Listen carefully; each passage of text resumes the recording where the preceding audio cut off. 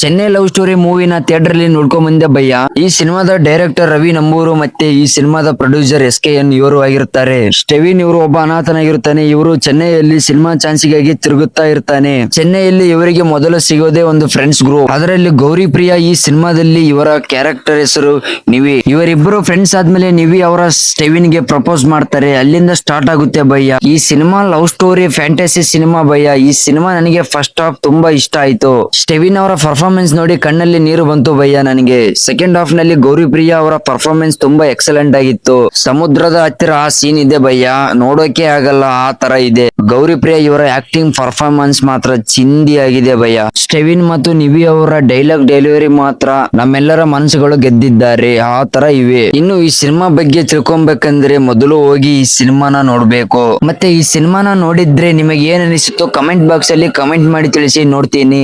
ಈ ಸಿನಿಮಾ ತರ love story ಸಿನಿಮಾಗಳು ಕನ್ನಡದಲ್ಲಿ ಬರಬೇಕು ಭಯ್ಯ. ಈ ವಿಡಿಯೋ ನಿಮಗೆ ಇಷ್ಟ ಆಗಿದ್ರೆ ಲೈಕ್ ಮಾಡಿ, ನಮ್ಮ ಚಾನೆಲ್ ಗೆ ಹೊಸಬರಾಗಿದ್ರೆ ಸಬ್ಸ್ಕ್ರೈಬ್ ಮಾಡ್ಕೊಳ್ಳಿ. ಸಿಗೋಣ ಮುಂದಿನ ರಿವ್ಯೂ ಜೊತೆಗೆ. Thank you friends.